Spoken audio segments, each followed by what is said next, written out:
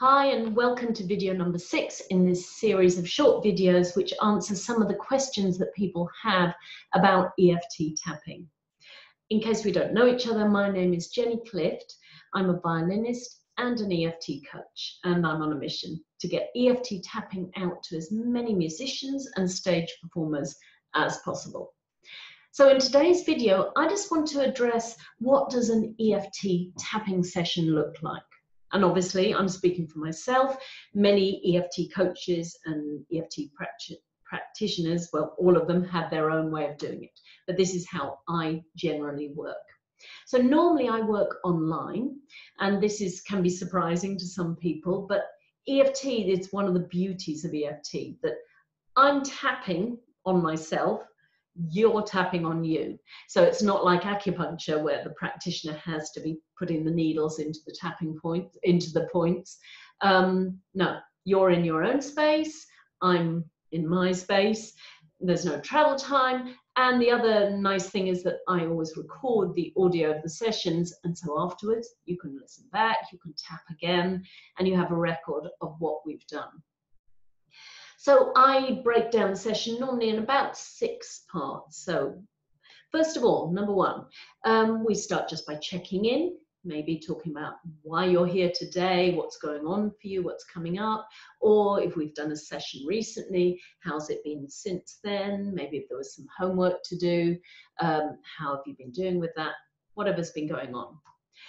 Then we have, so number 2, we have a grounding exercise. And that means that you close your eyes, relaxing, breathing gently, and starting to tune into your body. So tuning in to any emotions that are going on, the feeling of those emotions in your body. And I find especially with people, musicians, stage performers, they're very in tune with their body. They're used to feeling their emotions. So that's helpful. It's not necessary, but it is helpful. And I'll start to ask you some questions, maybe about the emotions, about the thoughts behind those emotions, the beliefs, the memories even, all of these kind of things. So this is all within the grounding exercise. When we get to the end of that, you're allowed to open your eyes again, and then we're talking. You're giving me a little bit what was going on for you, and I'm busy taking notes. And again, it's something I love about EFT. I'm using your words a lot of the time. And so I'm writing things down, and those are what we're going to be using in the tapping rounds.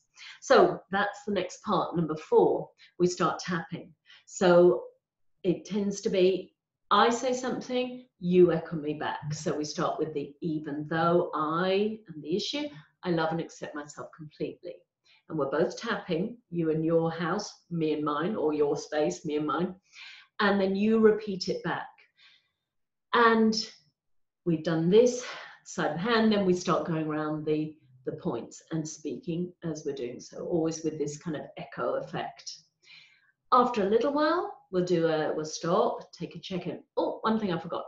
Before that, I'm also taking a scale of 1 to 10.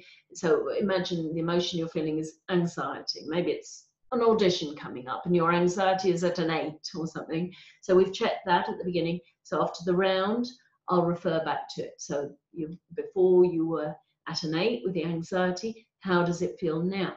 So just to control or to see what's happening, what shifts are there.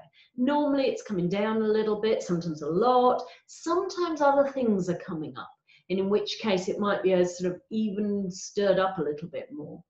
But we continue tapping, ideally until we get down to about a 2, and looking at what we call aspects of this. So it might be a belief that you have you're not good enough, or it might be, I had an audition before and it went really badly. So different things come up, of course, during the session. Once we've done the tapping, very often at the end, we end up with a positive tapping round to feel really good.